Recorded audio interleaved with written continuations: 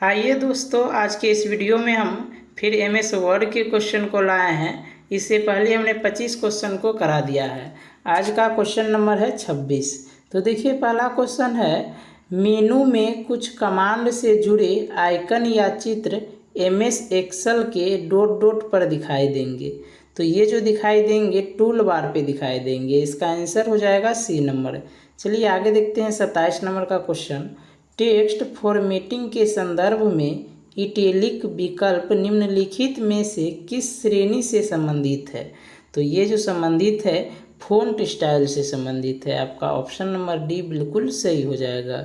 चलिए आगे देखते हैं 28 नंबर। एमएस वर्ड में निम्नलिखित में से कौन सा विकल्प चयनित टेक्स्ट या पैराग्राफ के पीछे की पृष्ठभूमि को कलर करने के लिए प्रयोग किया जाता है? तो पीछे की जो बैकग्राउंड को कलर करने के लिए किया जाता है, इसको बोलते हैं शेडिंग। ऑप्शन नंबर ए बिल्कुल सही हो जाएगा। चलिए आगे है, एमएस वर्ड में टेक्स्ट के कई पीस पर टेक्स्ट के फ़ॉन्ट कलर और साइज को अप्लाई करने के लिए निम्नलिखित में से कौन सा टूल इस्तेमाल किया जाता है? तो इसके लिए जो है फॉर्मेट प्रिंटर इस्तेमाल किया जाता है। बी नंबर बिल्कुल सही हो जाएगा। आगे है, निम्नलिखित में से कौन एमएस वर्ड में टेक्स्ट फॉर्मेटिंग के रेफरेंस में इफेक्ट श्रेणी से संबंधित है? तो ये जो संबंधित है स्ट्राइक करथू। ऑप्शन नंबर डी बिल्कुल सही हो जाएगा। दोस्तों, मैं जो है बहुत सारे MS Word, MS Excel, PowerPoint, ये सभी का जो है वीडियो बनाया हूँ, जिसमें बहुत ही इम्पोर्टेंट क्वेश्चन है जो कि एग्ज़ाम में डायरेक्ट पूछे जा रहे हैं वो सब क्वेश्चन। अगर आप लोग चाहते हैं कि अभी 1 से 2 दिन के अंदर अच्छे तैयारी हो जाए तो जाइए आप वहाँ से जो है सारे के सारे वीडियो देख लीजिए। बहुत ही शॉर्ट वीडियो है, कम समय में अच्छा तैयारी कराया गया है। अगर आप 1 से 2 घंटा उन सभी वीडियो में दे देते हैं तो आप, सही मायने में कह रहा हूँ मैं, 20 से 25 क्वेश्चन ज़रूर कर आएंगे। तो ज़रूर देखिए वहाँ पे, और आपके कुछ तो पहले से तैयारी होंगे। अगर अच्छा मार्क्स करना चाहते हैं तो ज़रूर उन सभी वीडियो को देखिए। तो चलिए आगे बात करते हैं हम अपना 31 नंबर क्वेश्चन की ओर। आगे है, फ़ॉन्ट ग्रुप डायलॉग बॉक्स के किस टैब में एमएस वर्ड 2010 में फ़ॉन्ट इंटर इफेक्ट्स अप्लाई करने के लिए विकल्प है? तो इसके लिए जो विकल्प है फ़ॉन्ट टैब है। ऑप्शन नंबर ए बिल्कुल सही हो जाएगा। आगे है 32 नंबर का क्वेश्चन। एमएस वर्ड में टेबल के कॉलम की चौड़ाई के लिए निम्नलिखित में से किस विकल्प का उपयोग किया जाता है?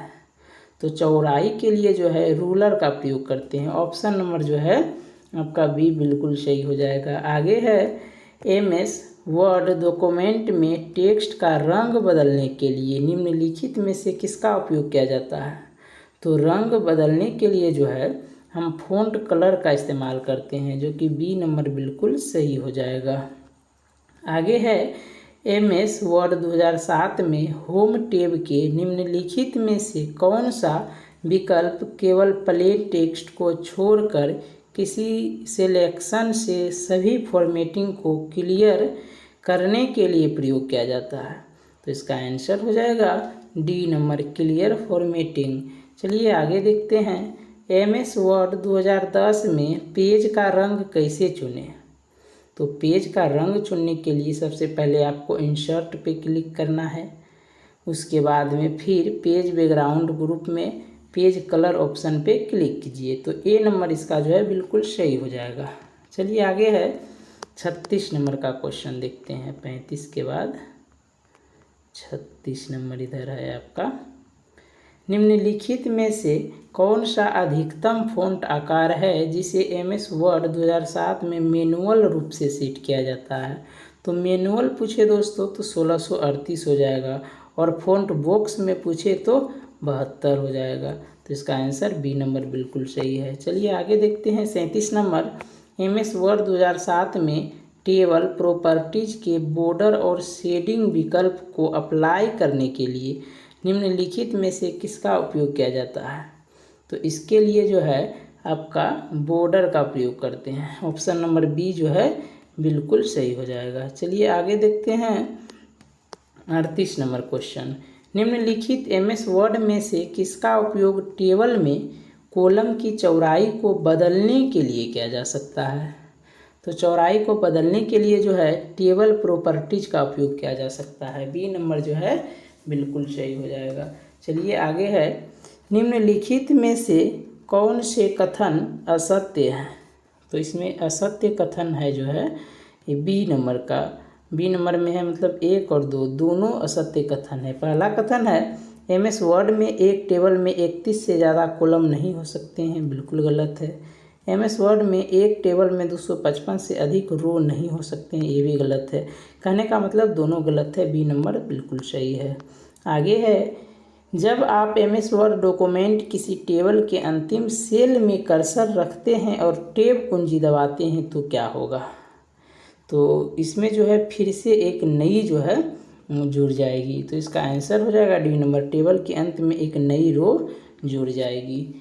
डी नंबर बिल्कुल सही है। आगे है 41 नंबर, MS वर्ड से संबंधित निम्नलिखित में से कौन से कथन फॉल्स है। तो फॉल्स कथन हो जाएगा किसी टेबल में कॉलम की संख्या रो की संख्या से अधिक नहीं हो सकती, पहला ही जो है गलत आंसर हो जाएगा। चलिए आगे है, MS वर्ड टेबल के बारे में निम्नलिखित में से कौन से कथन गलत है।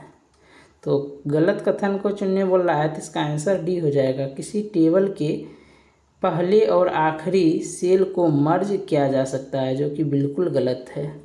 पहला और आखिरी वाले सेल को मर्ज नहीं किया जा सकता है। आगे देखते हैं 43 नंबर क्वेश्चन, MS वर्ड में टेबल में रो की कम से कम संख्या क्या हो सकती है। रो की कम से कम संख्या जो है 1 हो सकती है। आगे है, MS वर्ड की टेबल के बारे में निम्नलिखित में से कौन सा कथन गलत है। यहाँ कथन दिया हुआ है और पूछा है कौन गलत है, तो इसका जो है पहला ही कथन गलत हो जाएगा। एक टेबल में कॉलम अभाज्य संख्या नहीं हो सकती, जो कि गलत है।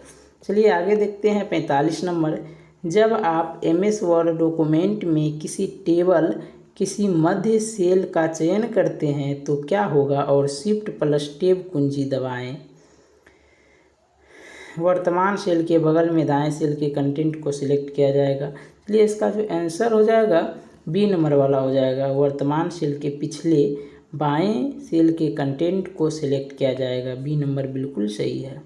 आगे देखते हैं 46 नंबर, MS वर्ड में एक टेबल में कम से कम कितने कॉलम हो सकते हैं। तो इसमें जो कम से कम 1 कॉलम तो हो ही सकते हैं, बिल्कुल सही है 1 नंबर। 47 नंबर का क्वेश्चन है, MS वर्ड 2007 के टेबल के बॉर्डर रो और कॉलम बनाकर टेबल बनाने के लिए निम्न में से किसका उपयोग किया जाता है। इसके लिए जो है ड्रॉ टेबल का उपयोग किया जा सकता है। सी नंबर बिल्कुल सही है।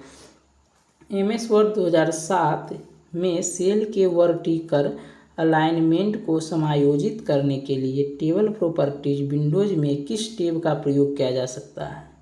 तो इसके लिए जो है सेल का प्रयोग किया जा सकता है। डी नंबर बिल्कुल सही है। आगे है, MS वर्ड 2007 में एक टेबल में अधिकतम कितने कॉलम डाले जा सकते हैं। तो इसमें जो है अधिकतम कॉलम जो है, चलिए आगे देखते हैं ऑप्शन,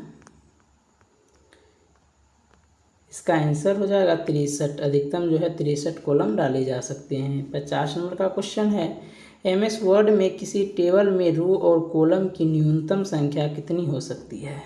तो इसमें न्यूनतम संख्या जो है 1 रो और 1 कॉलम हो सकती है। बी नंबर बिल्कुल सही है। 51 नंबर का क्वेश्चन है, MS वर्ड 2007 में निम्नलिखित में से कौन सा विकल्प हमें डेटा को जल्दी और आसानी से एक टेबल में बदलने की अनुमति देता है। तो ये जो है टेक्स्ट को टेबल में कन्वर्ट करने की, सी नंबर बिल्कुल सही हो जाएगा। आगे है 52 नंबर का क्वेश्चन, MS वर्ड 2010 में बनाई गई टेबल में समान कॉलम चौड़ाई कैसे सेट करें। तो इसके लिए जो है हम प्रयोग करेंगे, अपनी टेबल का चयन करें और फिर सेल साइज समूह में लेआउट टैब पर क्लिक करें, फिर डिस्ट्रीब्यूट कॉलम विकल्प चुनें। बी नंबर इसका सही आंसर हो जाएगा। आगे 53 नंबर का क्वेश्चन है और last question, pop up menu जो MS वर्ड 2007 में टेबल के किसी सेल पर राइट क्लिक करने पे दिखाई देता है, के इंसर्ट विकल्प से निम्नलिखित में से कौन से संबंधित नहीं है। तो इसका आंसर हो जाएगा insert row across B number. दोस्तों आज के इस वीडियो में हमने 53 नंबर तक समाप्त किया। इस पीडीएफ में एमएस वर्ड के 53 क्वेश्चन थे, ये सभी को मैंने करा दिया है 53 के 53 क्वेश्चन को। अगर आपको इसका पीडीएफ चाहिए तो आप हमारे व्हाट्सएप ग्रुप से जुड़िए, आपको सारे के सारे पीडीएफ मिल जाएंगे। वीडियो देखने के लिए धन्यवाद। अगर वीडियो अच्छा लगता है तो लाइक कीजिए, सब्सक्राइब कीजिए। धन्यवाद।